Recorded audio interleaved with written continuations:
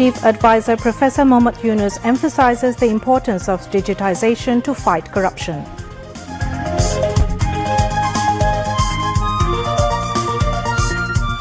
President urges all to refrain from causing instability or embarrassing the interim government by creating new controversy over former Prime Minister's resignation issue. 300 students will work together with police for traffic management. The number will be increased later, says Home Advisor. 54 Bangladeshi nationals return in first batch from war-torn Lebanon. The government will provide all-out support to bring back expatriates from Lebanon. Former General Prabowo Subianto sworn in as new Indonesian president.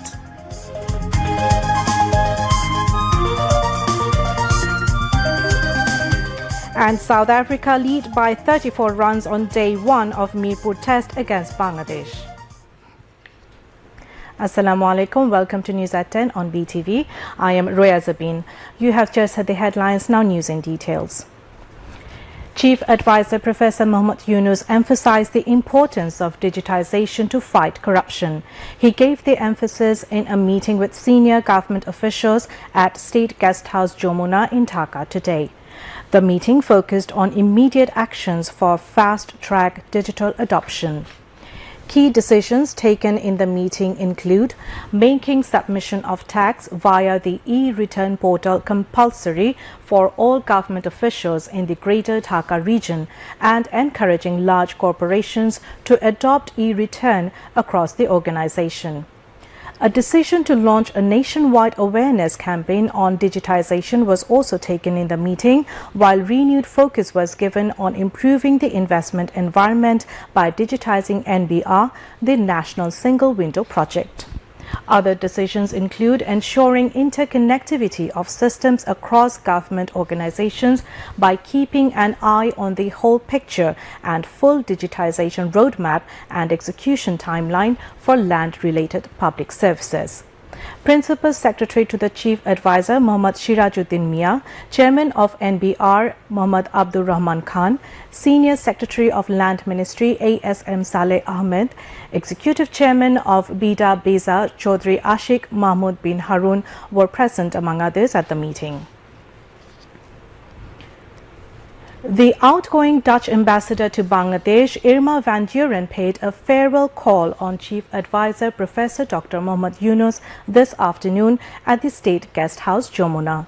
The Chief Advisor congratulated the Dutch ambassador on her successful completion of the tour of duty in Bangladesh, and the Dutch ambassador shared her fond memories of working in Bangladesh, particularly witnessing the full-fledged revolution of Bangladesh in July-August this year. The Chief Advisor recalled his fruitful bilateral meeting with the Dutch Prime Minister last month in New York on the sidelines of the 79th UNGA, where he discussed his Dutch counterpart, technical assistance in the elimination of corruption, flood management and agriculture sector in Bangladesh. The Dutch ambassador reiterated her government's commitment to extend technical support for the interim government's reform agenda. They also discussed trade preferences from the EU beyond 2029, improvement of working conditions in the RNG sector, women empowerment, and upcoming youth festivity in Bangladesh. The second meeting of the Executive Committee of July Shohid Smriti Foundation was held at the State Guest House Jamuna today. Chief Advisor Professor Mohammad Yunus presided over the meeting.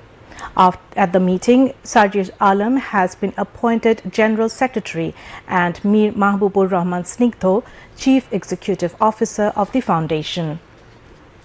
July Shohid Smriti Foundation is a non-political, voluntary and public welfare non-government organization approved by the Government of Bangladesh.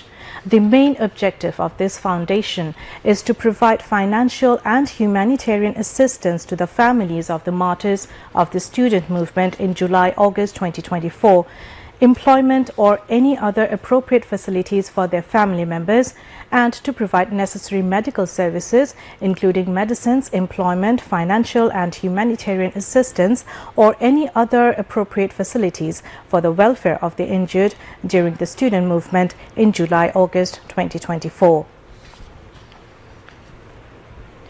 President Mohammad Shahabuddin has called upon all to refrain from causing instability or embarrassing the interim government by creating new controversy over the resignation issue of former Prime Minister. The President's office said in a press release that confusion has been created due to the reports produced by various media houses by quoting the President over the former Prime Minister's resignation issue. The press release read, "The President is clearing the matter, saying that the order of Supreme Court's Appellate Division on 8 August 2024 has given all the answers to those questions raised in people's mind over former Prime Minister's resignation and leaving the country in the face of student mass people uprising, dissolution of Parliament, and the constitutional validity of the present interim government." The Appellate Division gave its opinion as the President sought, according to Section 106 of the Constitution, the opinion of the Supreme Court's Appellate Division on 8 August 2024.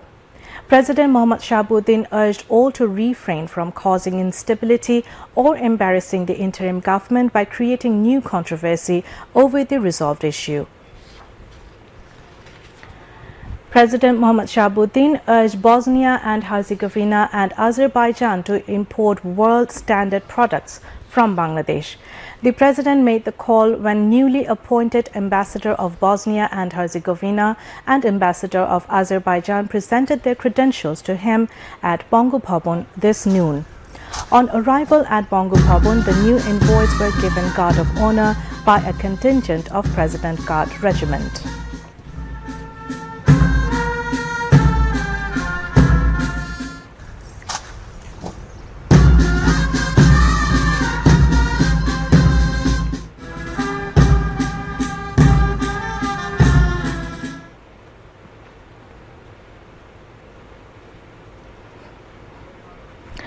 New Ambassador of Bosnia and Herzegovina Haris Harle and Azerbaijan Ambassador Elsin Husseinli presented their credentials to the President.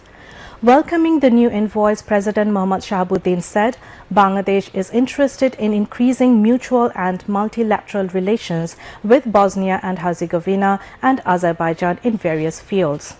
He emphasized on increasing high-level engagement and exchanging visits of business delegations to strengthen existing relations. President Mohammad Shahabuddin urged the new envoys to work for increasing import of world standard products and recruiting skilled and semi-skilled manpower from Bangladesh. At a briefing later, President's Press Secretary Mohammad Joinal Abidin said that during the meeting, the new ambassadors of Bosnia and Herzegovina and Azerbaijan sought the President's cooperation in discharging their duties. Senior Secretary of President's Office Nasimul Goni, Military Secretary Major General Mohammad Adil Chaudhry and Foreign Secretary Mohammad Joshimuddin were present.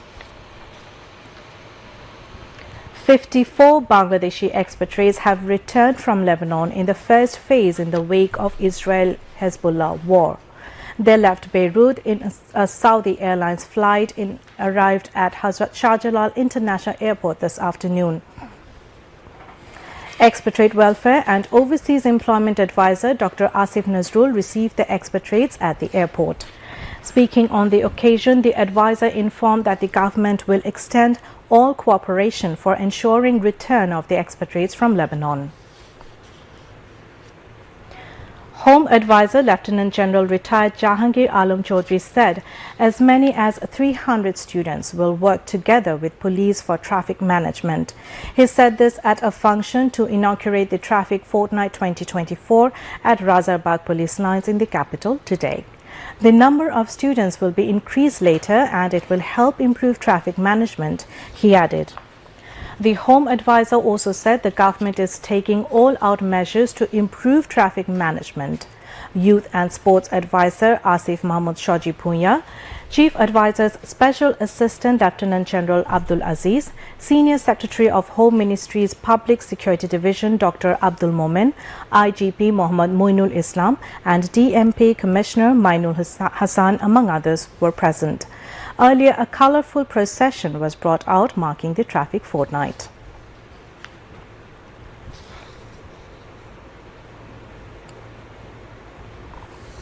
Shipping, Textile and Jute Advisor Brigadier General Retired M. Shakawat Hussain has said safety and security of the proposed Matarbari deep sea port should be taken into consideration anew. Both the internal as well as external safety of the port should be given utmost importance, he added.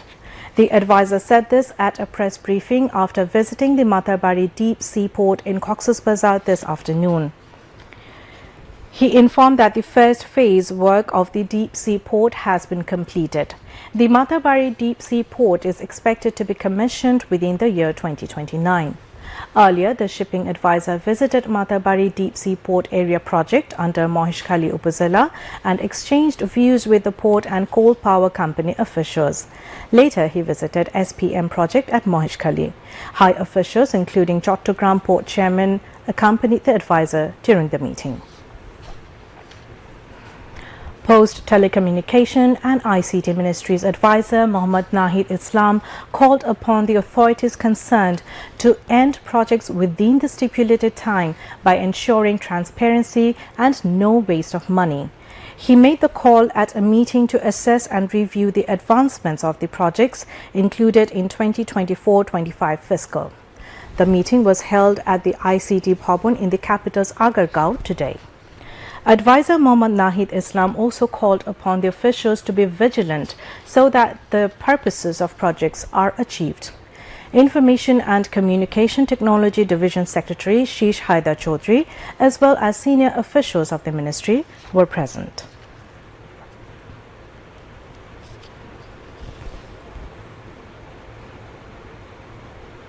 Anti-discrimination students movement has filed a case with Shahbag police station, naming Sheikh Hasina as the main accused in the attack on quota reform protesters on July 15. Mahin Sharkar, coordinator of the anti-discrimination students movement, filed the case with Shahbag police station this afternoon. The petition was filed against 391 people and 800 to 1,000 unidentified people. After filing the case, they held a press conference inside Shahbag police station. Coordinator Abdul Qadir, Mahin Sharkar, Abdul Hannan Masood and many others were present at that time. Obaidul Qadir, who directly instigated the attack, has been made the number 2 accused in the case. Former Education Minister Mohibul Islam Naufal and former State Minister for Information Muhammad Arafat has also been made accused in the case. Later in the evening, the anti-discrimination student movement brought out a torch procession demanding a ban on Chhatra League. The procession started from Raju Sculpture and ended at Modhu's Canteen. Now, international news.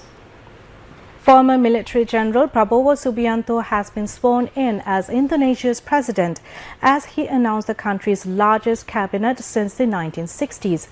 The 73-year-old, who had been dogged by allegations of human rights abuse for decades, was inaugurated on Sunday as the country's 8th president. This spells the end of an era under former leader Joko Widodo, known locally as Jokowi, who presided over a decade of economic growth and infrastructure development. Having failed twice to become president, Prabowo finally clawed his way to the highest office after winning over 58% of the vote in February's elections against 2 rivals. In his inauguration speech on Sunday, Prabowo vowed to eradicate corruption, poverty, and said he would be president for all Indonesians. Just after the oath, Prabowo named 48 ministers and 58 vice ministers, compared with 34 ministers and 30 vice ministers under Jokowi. These include the reappointment of Finance Minister Sri Mulyani Indrawati and Chief Economic Minister Erlangga Hartarto, and a sign of policy continuity in Southeast Asia's largest economy.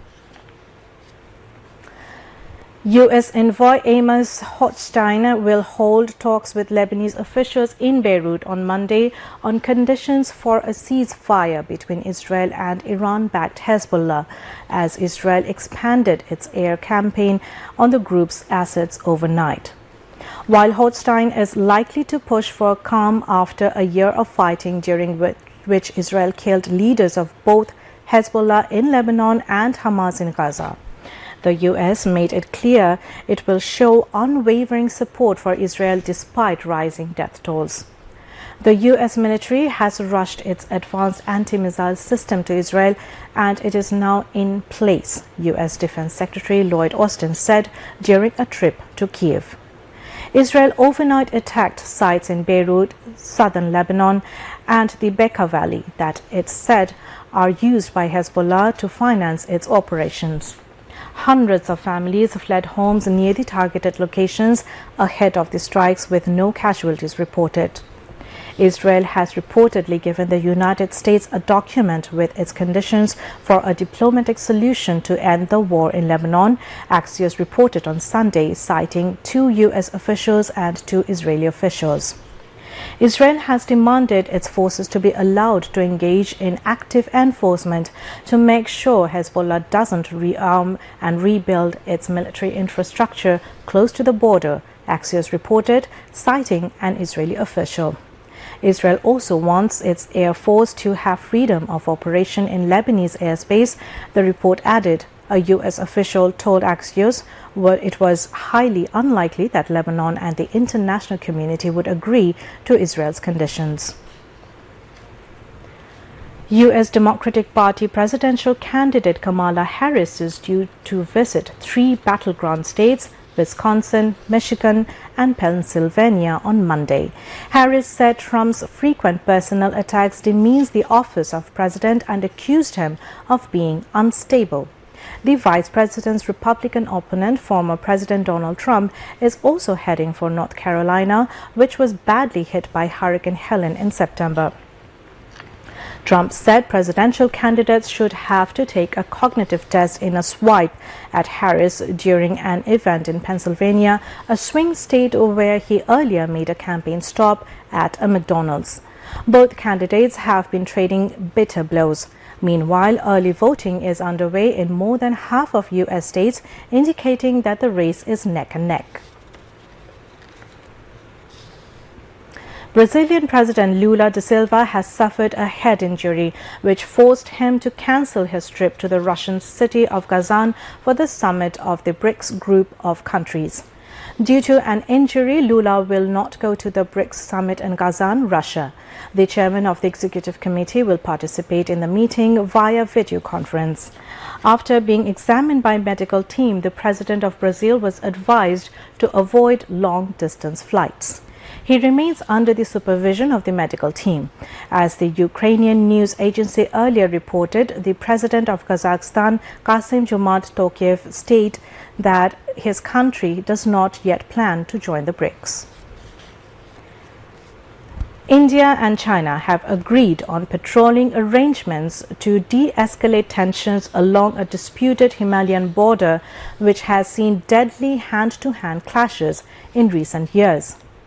Indian Foreign Secretary Vikram Misri said today the 2 sides have agreed on disengagement and resolution of issues in these border areas that had arisen in 2020. Mr. Misri, however, did not give any details about the disengagement process and whether it would cover all points to conflict along the disputed border. Back to national news. Bangladesh Bank has announced a special facility for flood-affected farmers and CMSME entrepreneurs to repay their loan installments. It has directed borrowers affected by recent floods to repay their loans installments within 3 months after the normal repayment period to facilitate repayment adjustments. This means that if farmers and entrepreneurs make their payments within 90 days following the last day of the loan installment, they will not be considered defaulters. The central bank issued a notification yesterday in this regard. According to the statement, installments due between August and October this fiscal for existing agriculture and CMSME sector loans issued to designated flood-affected areas must be repaid within 3 months after the end of the respective loan period. The central bank also extended the adjustment period for loans due from August to October by an additional 3 months. However, finance companies must independently verify that the customers are genuinely affected by the floods. Bangladesh Bank further clarifies that if a customer declines to accept these benefits, the loan installments may be paid according to the originally scheduled repayment terms. No penalty, interest, additional interest, excess profit, or late fees may be imposed on late payments except for the regular interest, added the notification. Islami Andolon Bangladesh Amir Mufti Syed Muhammad Rizal Karim demanded to announce those involved with fascism, corruption and genocide as unqualified and to introduce a fair, acceptable and representative electoral system. He presented his demands while addressing a round-table meeting at BMA Bhavan in the capital today. BNP Vice Chairman Barkatullah Bulu, Jamaate Islami Naibe Amir Dr. Syed Abdullah Muhammad Tahir, President of Nagorik Oiko Mahmudur Rahman Manna and one of the coordinators of anti-discrimination student movement, Sajish Alam, also addressed the meeting. The speakers said punishments should be ensured to 3 election commissions and administrative officials who supported their illegal works to hold 3 illegal and farcical elections during the previous government by bringing them under law so that no one dares to hold illegal elections in future. Speakers at a seminar said reforms or changes would not be possible with the trash of the previous government's administration, so the accomplices of Awami League should be removed from the administration. The seminar marking the World Food Day was held at the Krishibid Institute Auditorium of Kamarbari in the capital today. They said conspiracy is on to dismantle the interim government. The bureaucrats of Awami League government is trying to disrupt the revolution. Besides, the Awami League bureaucrats are also hatching conspiracies so that the mass upsurge is failed, they added. BNP Standing Committee member Dr. Abdul Moin Khan attended the seminar as chief guest. Convener of Agriculturist Association of Bangladesh, AAB, Agriculturist Rashidul Hassan Harun presided over the seminar. Leaders including Vice Chairman of BNP Executive Committee Dr. Asaduzzaman Ripon were also present on the occasion. Dr. Muhammad Shofiul Islam Afrad, Vice Chancellor of Bangabandhu Agricultural University, presented the keynote paper at the seminar. Now some weather updates.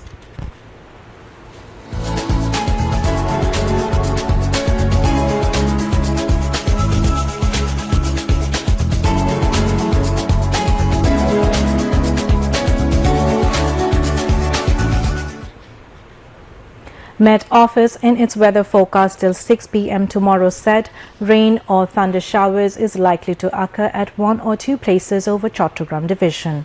Besides, weather may remain mainly dry with temporary partly cloudy sky elsewhere over the country. Night temperature may remain nearly unchanged and day temperature may rise slightly over the country, the Met Office said. Meanwhile, the low-pressure area over the east-central Bay of Bengal and adjoining North Andaman Sea intensified into a well-marked low over the same area. Met Office said it is likely to move in west-northwestwards and intensify further into a cyclonic storm. Now news on sports.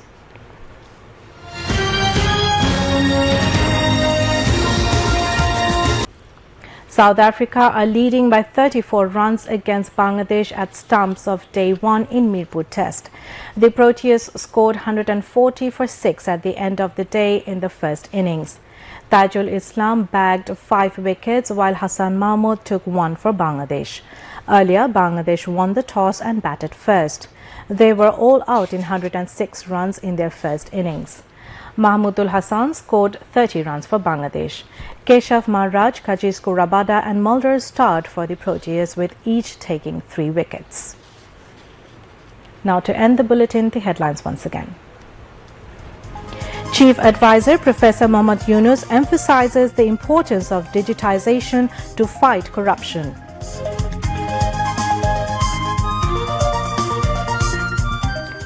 President urges all to refrain from causing instability or embarrassing the interim government by creating new controversy over former Prime Minister's resignation issue. 300 students will work together with police for traffic management. The number will be increased later, says Home Advisor. 54 Bangladeshi nationals return in first batch from a war-torn Lebanon. The government will provide all-out support to bring back expatriates from Lebanon. Former General Prabowo Subianto sworn in as new Indonesian president.